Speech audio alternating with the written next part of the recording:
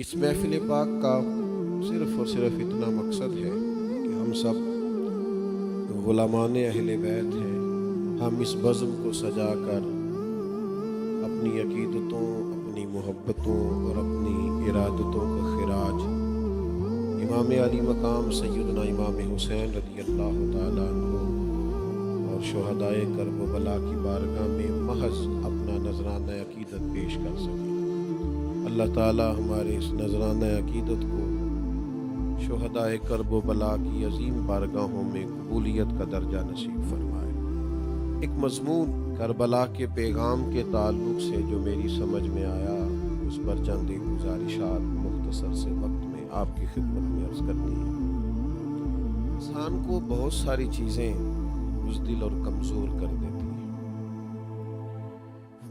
حق کو جاننے کے باوجود، حق کو سمجھنے کے باوجود، بلکہ حق کو پا لینے کے باوجود بھی بہت سارے لوگ بہت سارے معاملات میں کمزوری دکھا جاتے ہیں۔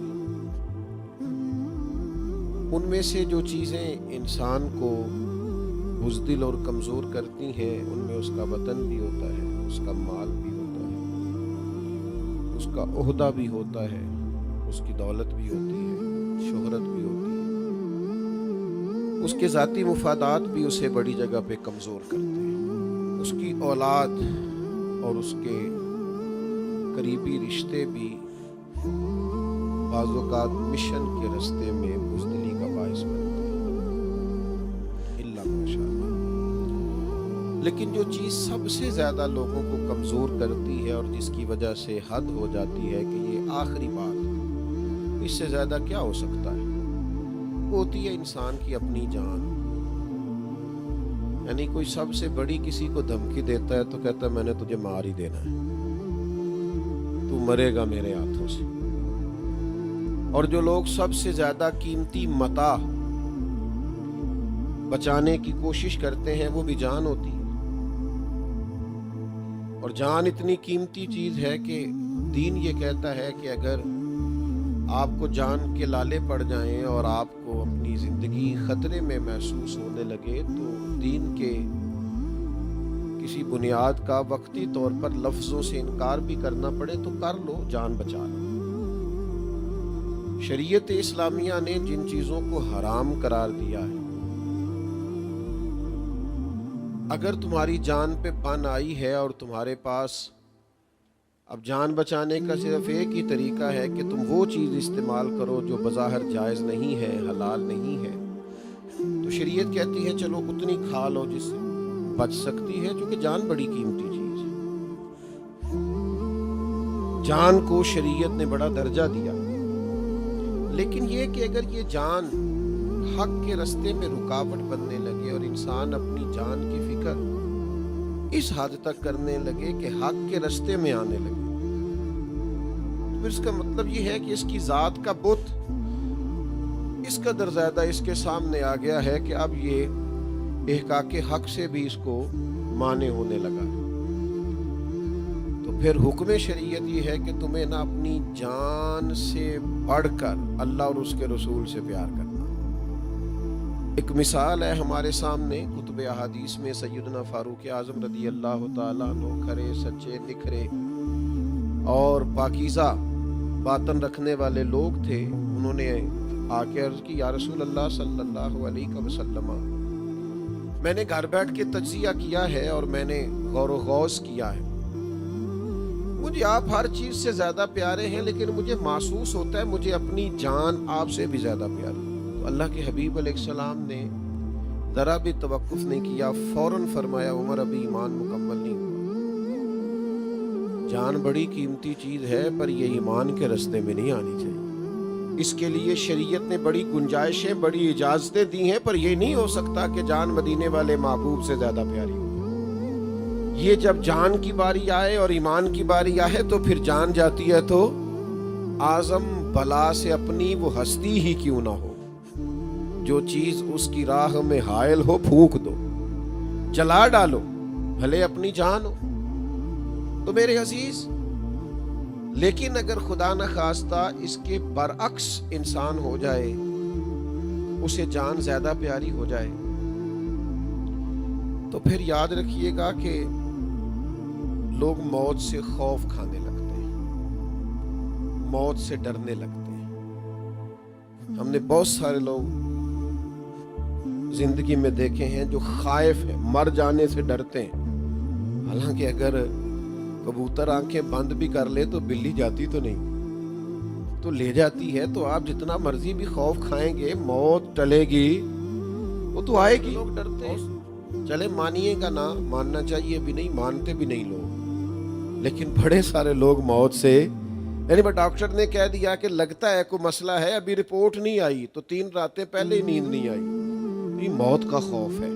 یعنی ذرا کیپٹن نے کہا تھا، صرف ہلکا سا کہا تھا کہ ذرا سیٹ بیلٹ باندھ لیں جہاز میں، موسم ذرا خراب ہے، تو بہت سارے لوگ کھانا کھانا ہی چھوڑ دیتے جب تک موسم ٹھیک نہیں ہوتا۔ اور ڈھیر سارے لوگ ہیں جن کو ڈر آتا ہے، یعنی گاڑی کی بریک لگتی ہے ابھی اور خطرناک لگتی ہے، تو 5-7 منٹ اعصاب کو برابر ہونے میں لگ جاتے ہیں، تو خوف آتا ہے۔ کیوں آتا ہے موت کا خوف؟ پتہ ہے آپ کو؟ جب دنیا سے پیار ہو جائے، جب زندگی آرام دہ ہو جائے، جب بہت سارا مال تجوریوں میں انسان جمع کر، جب اس کو محسوس ہو کہ وہ جو میرا بیڈ روم ہے اس کے اندر میں نے اتنی آسانیاں جمع کر لی کہ وہاں وہ مجھے کوئی تنگ نہیں کرے گا، اور میرا فریزر انواع و اقسام کی غذاؤں سے بھرا ہوا ہے، اور میرے ایک ٹیلی فون کال پہ ہر چیز میرے دروازے پہ آ جاتی ہے۔ جب پورے طور پر بندہ دنیا کٹھی کر لے، پھر بزدل ہو جاتا ہے،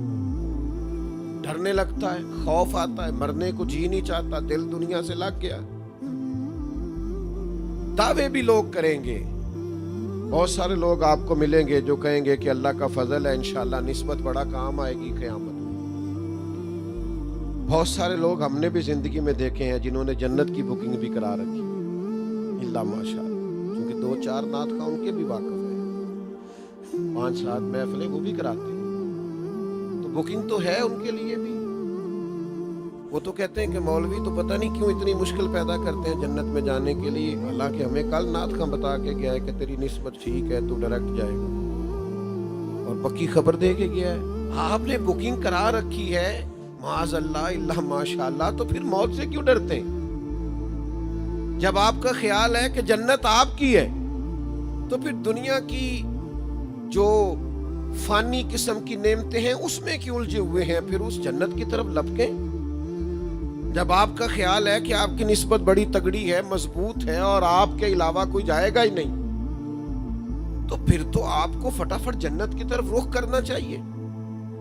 میدان کربلا کا جو سب سے بڑا پیغام ہے وہ یہ ہے کہ حق کے رستے میں جان کی پرواہ نہیں کرنی، اولاد کی پرواہ، سٹیٹس کی پرواہ، دولت کی پرواہ، حق کا رستہ ہے، جو جاتا ہے جائے، اس لیے کہ انہیں پتا تھا ہم نرے جنتی نہیں، ہم تو جنتیوں کے سردار ہیں، تو اگلا گھر ہمارے لیے تیار ہے، اس لیے فٹافٹ موت کو گلے لگایا، فٹافٹ شہادت کو قبول کیا۔ لیکن جو لوگ دعوے کرتے پھرتے ہیں، میں نے قرآن مجید کی جو آیہ مبارکہ تلاوت کی ہے نا، یہ سورہ بقرہ کی آیت نمبر 94، یہودی کہا کرتے تھے، یہ بھی سورہ بقرہ میں موجود ہے، وہ کہا کرتے تھے جنت میں محض ہم جائیں گے، کوئی اور نہیں جائے گا۔ دعویٰ کرنے میں کون سا کوئی ٹائم لگتا ہے؟ جنت میں صرف ہم جائیں گے، ہم اللہ تعالیٰ کے پیارے ہیں، لاڈلے۔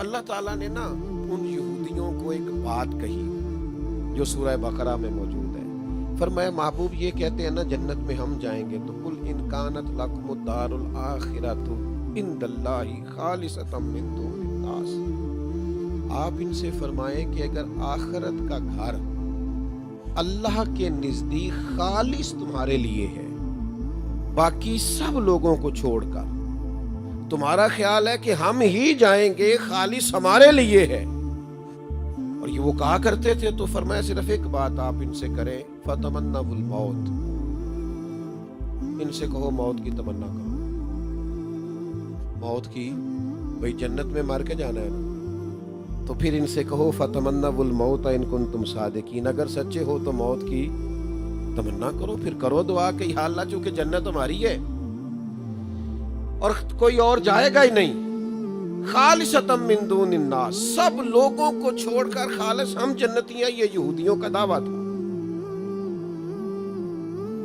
لیکن اللہ فرماتا ہے کرو نہ پھر موت کی تمنا، کہو نہ ان کنتم صادقین، اگر تم سچے ہو۔ تفسیر بغوی میں حدیث موجود ہے، نبی کریم علیہ السلام نے فرمایا اگر یہودی اس آیت کے بعد موت کی تمنا کر لیتے کہ یا اللہ ہمیں موت دے، اگر وہ کہہ دیتے تھے سارے، اللہ فرماتے کرو نا بھی موت کی تمنا۔ اگر تمہیں خبر ہے کہ جنت تمہاری ہے اور تمہارے علاوہ کوئی نہیں جائے تو موت کی تمنا کرو۔ پھر فرمایا وَلَن يَتَمَنَّوْهُ أَبَدًا بِمَا قَدَّمَتْ أَيْدِيهِمْ، یہ کبھی محبوب موت کی تمنا نہیں کریں گے، یہ کبھی نہیں کریں۔ کیوں نہیں کریں گے؟ انہیں پتا ہے ہم نے آگے کیا کرتوت بھیجے ہوئے۔ جس کو اپنے کرتوتوں کا پتا ہو وہ موت کی تمنا، ان کو پتا ہے ہم نے آگے کے لیے کیا بھیجا ہے، موت کی تمنا تو کرے فاروق اعظم، حضرت عمر کرے، پڑھو نا بخاری، ہر روز ہی کریں اور ہر نماز کے بعد ہی کریں، اللہم ارزقنی شہادۃ فی سبیلک، یا اللہ کبھی اپنے رستے میں شہادت کی موت دے دینا، لیکن یا اللہ موت اپنے نبی کے شہر میں دینا، شہادت ملے اور تیرے نبی کے شہر میں مدینہ بھی نہیں چھوڑنا چاہتے۔ شہادت کی دعا کریں یہ لوگ، شہادت کی، کون؟ جن کو پتا ہے کہ ہمیں ہمارے نبی پاک نے بتایا ہے کہ تم نے نیکی کیسے کرنی ہے، گناہ سے کیسے بچنا ہے، یہ موت کی تمنا کرتے تھے، یہ دعا کرتے تھے، پر کس موت کی؟ شہادت کی موت کی۔ ویسے موت کی تمنا کرنا منع ہے، بخاری شریف میں موجود ہے، حضور علیہ السلام نے فرمایا دنیاوی مشکلات سے گھبرا کر موت کی تمنا نہ کرو۔ اے ساڑھے کچھ بندے روز ہی کہنے اللہ کرے میں مر جاؤں، وہ گھر میں ہلکی سی لڑائی ہوئی نہیں اور اپنے آپ کو بد دعائیں دی نہیں، بہت بڑا جرم ہے، کبیرہ گناہ ہے۔ دنیاوی مشکلات سے گھبرا کر موت کی تمنا کرنا منع ہے۔ حضور نے فرمایا اگر زیادہ ہی کہنا ہو تو اتنا کہہ لو کہ یا اللہ جب تک میرا زندہ رہنا میرے حق میں بہتر ہے، مجھے زندہ رکھ، اور جب میرا دنیا سے جانا بہتر ہے تو پھر مجھے ایمان کی موت عطا فرما۔ لیکن یہ دنیاوی مشکلات سے گھبرا کر موت کی تمنا کرنا منع۔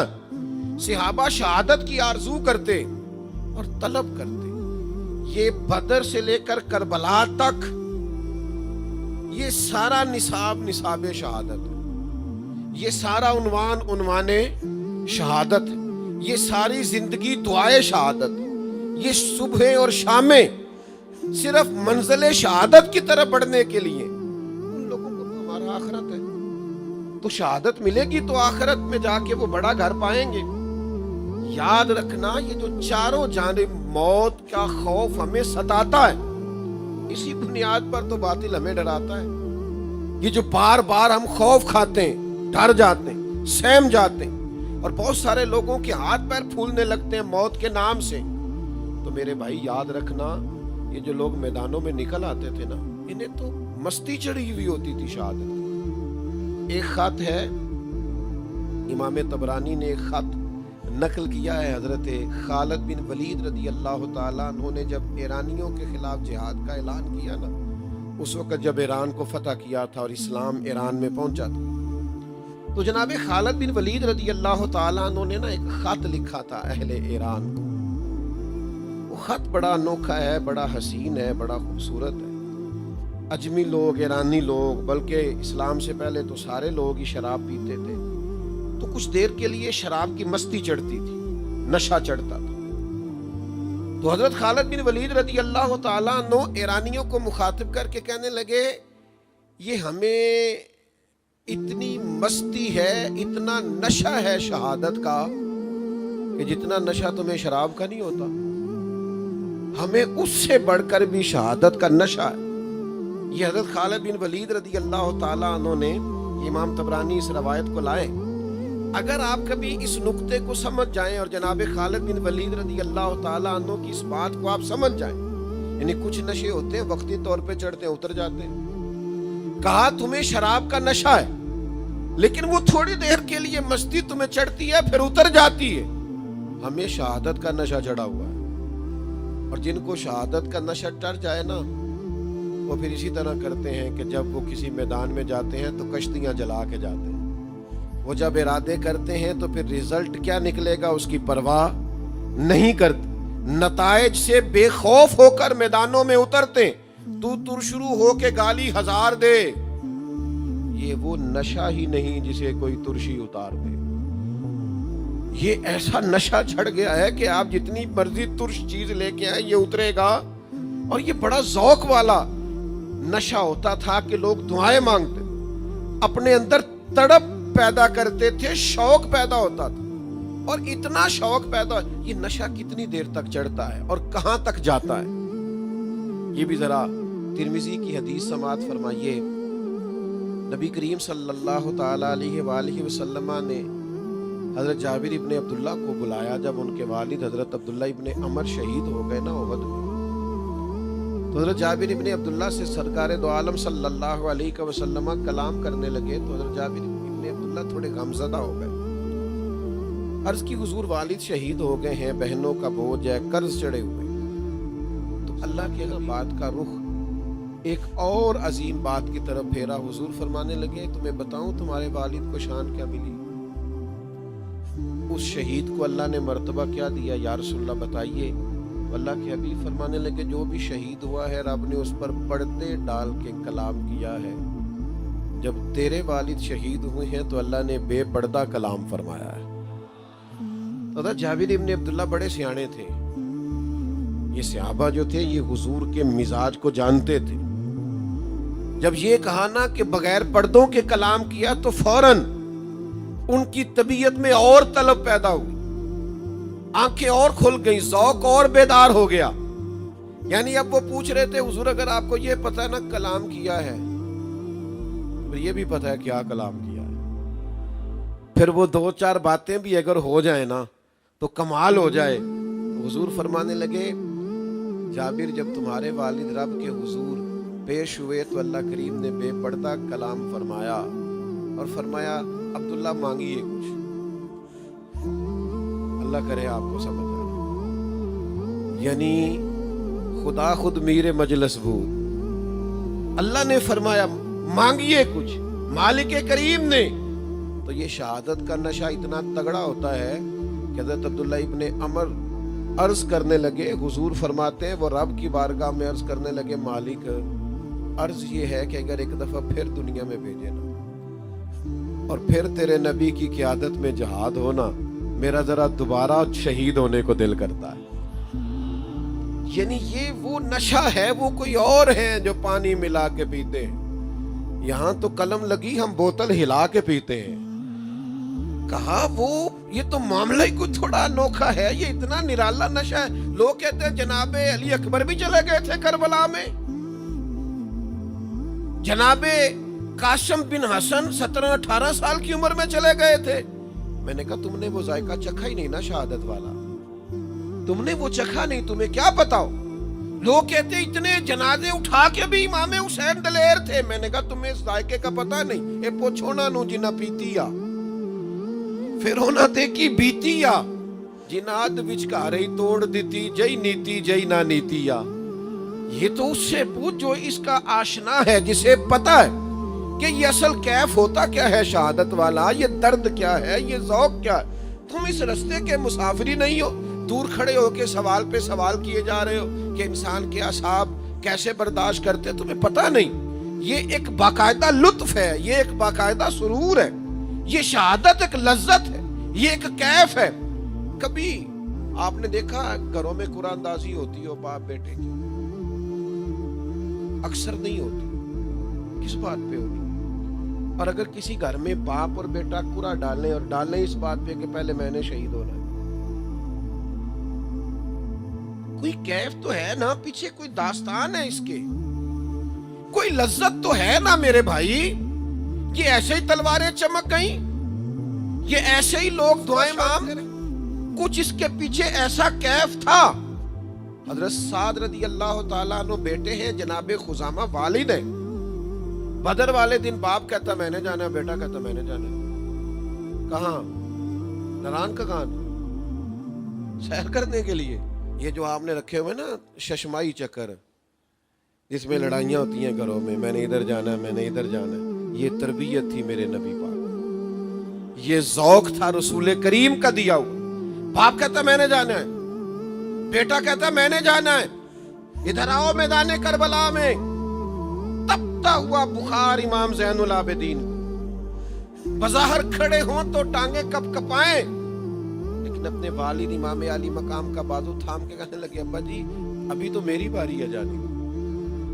آپ بات کو سمجھیں، بظاہر نکاحت ہے لیکن اندر جو لذت آشنائی ہے. اقبال کہتے ہیں دو عالم سے کرتی ہے بیگانہ دل کو، عجب چیز ہے لذت آشنائی. یہ کوئی عجیب قسم کی لذت ہے، عجیب کہ بندہ طلب کرتا ہے باقاعدہ کہ مجھے شہادت نصیب ہو جائے. حضرت سعد اپنے والد سے کہنے لگے ابا جی میں آپ کے حکم کا پابند ہوں، پر اگر شہادت کا مسئلہ نہ ہوتا، جنت کا مسئلہ نہ ہوتا تو میں نافرمانی نہ کرتا. میں نے کو نہیں آپ کو جانے دینا، باری میری ہے. تو پھر رزلٹ آخر میں فیصلہ یہ ہوا کہ چلو قرآن اندازی نہ کر لیں. تو قرآن اندازی کی گئی، قرآ پتر کے نام نکل آیا بیٹے کے. لیکن مزے کی بات یہ کہ ایک جنگ میں بیٹے گئے، اگلی میں والد چلے گئے. پچھلی لڑائی میں، جنگ میں، جہاد میں صاحبزادے شہید ہوئے تھے تو اس سے اگلی میں والد شہید. میں کیسے آپ کو عرض کروں کہ ہم نے ڈرایا ہے اپنے بچوں کو موت سے. ہم نے ان کو وہ زندگی دی ہے جس میں یہ سہم گئے ہیں. ہم نے آنے والی نسل کو صرف جینے کی لذت سے آگاہ کیا ہے، حالانکہ مر جانے کی بھی لذت ہے. حالانکہ موت بھی مومن کے لیے تحفہ ہے. حالانکہ اگر وصال کا شوق ہو تو موت ایک پل ہے، اس کے پار جائیں تو یار سے ملاقات ہوتی ہے. ہم نے اپنے بچوں کو کمزور کر دیا. مجھ سے ناراض نہ ہونا، وہ ماں کیا انقلاب اپنے بچے کے دل میں بھر رہی ہے جو اسے کہتی ہے بیٹا سو جا بلی آ گئی. جس بچے کو آپ نے بچپن سے بلی سے ڈرایا ہے اور کاکروچ سے ڈرایا ہے، وہ کل کو شیر بنے گا، میدان میں نکلے گا. سناؤ اپنے بچوں کو قصے خیبر و خندق کے، کرو تو صحیح ارادہ. سناؤ اپنے بچوں کو قصے خیبر و خندق کے. کہانی سن کے حیدر کی دلوں سے ڈر نکلتے ہیں. ہم اپنی بھی تو داستانیں سناتے ہیں نا. مشورہ دیا شاعر نے، وہ کہتا ہے سناؤ اپنے بچوں کو قصے خیبر و خندق کے، اس لیے کہ کہانی سن کے حیدر کی دلوں سے ڈر نکلتے. ان کو طاقتور اعصاب دو، مضبوط اعصاب دو، تگڑی بات دو. اور یہ ایک لذت ہے، یہ ایک کیف ہے. بڑے مخلص تھے حضرت عبداللہ ابن عباس، بڑے مخلص تھے حضرت عبداللہ ابن عمر، بڑے مخلص تھے حضرت عبداللہ ابن زبیر. امام حسین کے پاس آ کے کہا حسین نہ جائیے، لیکن امام نے فرمایا میں نے جانا ہی جانا ہے. مخلص بھی تھے، مشورہ بھی صاحب دے رہے تھے، لیکن امام کو پتا تھا کہ میرا تعلق ہی شہداء کے گھرانے سے، میرے والد علی بھی شہید. تو جو مزاج شہادت کا ہے، اور بڑے بھائی حضرت مولا علی کے بھائی جعفر طیار بھی شہید، اور امام حسین کے بھائی امام حسن بھی شہید. تو جب سارے شہید ہیں تو پھر یہ احقاق حق کے لیے تو آگے جانا ہے. پھر جان کی پرواہ کرنا یا بچوں کو دیکھنا یا گھر بار کے لیے فکر مند ہونا، یہ پیغام کربلا سے نہیں آتا. کربلا سے پیغام یہ آتا ہے کہ ساری چیزیں بعد میں، حق کا رستہ پہلے، شریعت کی بات پہلے. عورتیں بعض اوقات کمزور ہوتی ہیں اور ان کی آنکھوں کے آنسو اور ان کی بتائی ہوئی باتیں اور ان کی تڑپ بعض اوقات دوسروں کو بھی کمزور کرتی ہیں. لیکن نبی کریم صلی اللہ تعالی علیہ وسلم نے اس طرح کی تربیت فرمائی تھی کہ عورتوں میں بڑی مضبوطی تھی، ان کے اندر بڑی طاقت تھی، فکری توانائی تھی. میں پھر آپ کی خدمت میں عرض کروں گا کہ ہم نے نا آنے والی نسل کو کمزوریاں بانٹی، ہم نے آسانیاں بانٹی. یعنی میرا بچہ ذرا سی بات پہ ضد کرتا ہے تو یہ ضدی آپ کی سہولیات نے کیا اسے.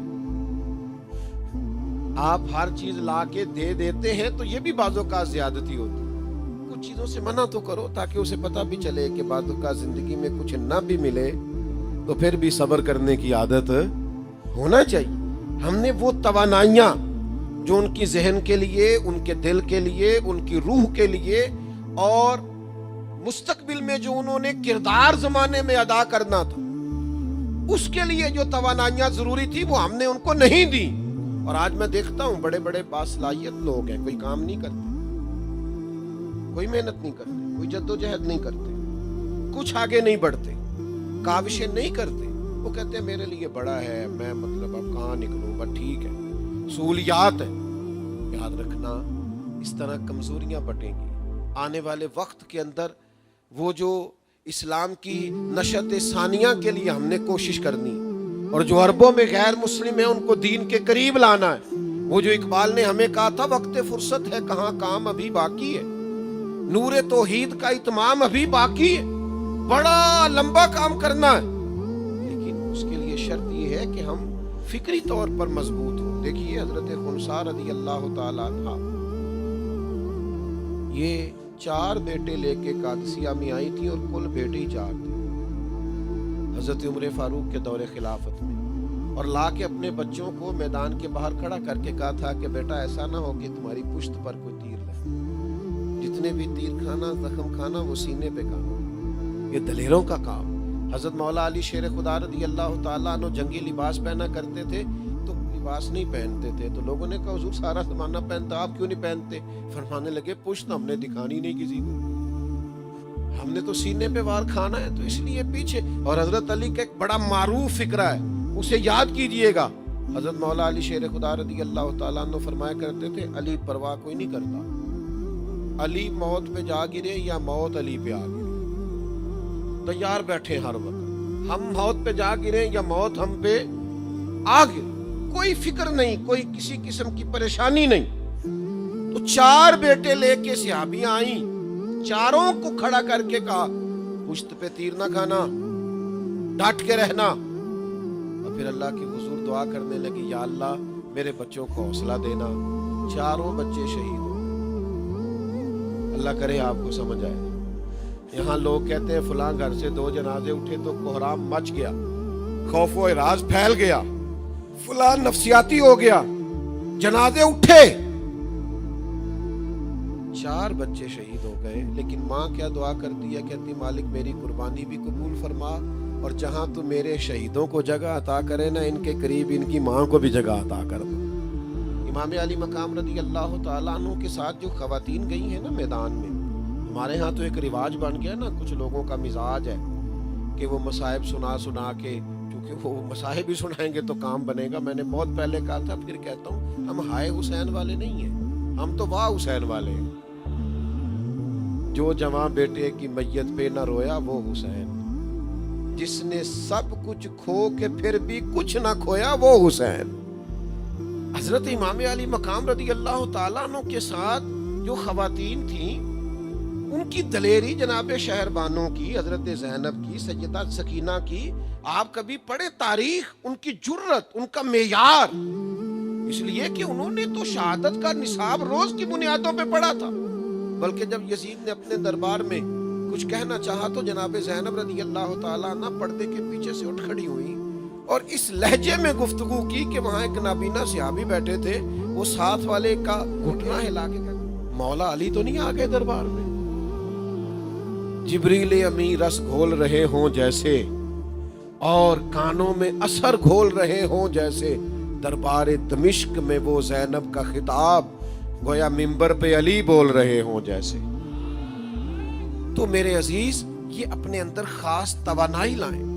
یہ ڈری ڈری باتیں, سہمی باتیں, کمزور باتیں, مجھے نا پاس سیاسی بندے اچھے نہیں لگتے جو سیاستیں نہیں کرتے, ہر جگہ سیاست ہی سیاست, وہ کمزور ہوتے ہیں, وہ کہیں کو ڈانٹ کے چونکہ انہوں نے, ناراض نہ ہوئیے گا, کسے باشد کسی کی بات کر رہا ہوں, کیا طریقہ ہوتا ہے کہ انہوں نے گروپ بنتے ہیں غیبتوں سے, غیبتیں چھپ کے ہوتی ہیں, اور جو کام چھپ کے ہو وہ بزدلوں والا ہوتا ہے.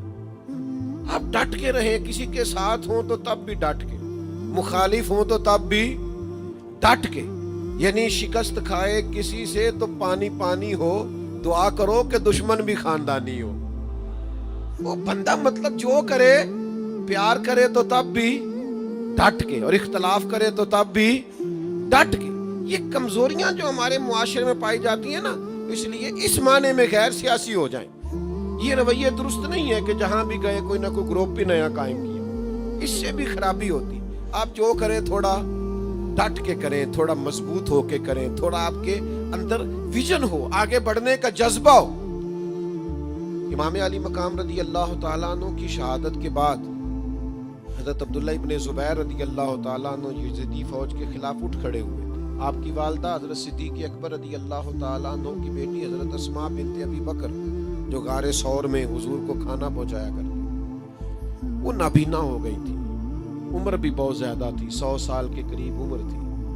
تو جب یزیدی لشکر حملہ آور ہوا تو حضرت عبداللہ ابن زبیر کے کچھ ساتھی شہید ہو گئے، کچھ آپ کو چھوڑ کے چلے گئے. تو آپ اپنی والدہ کی خدمت میں حاضر ہوئے،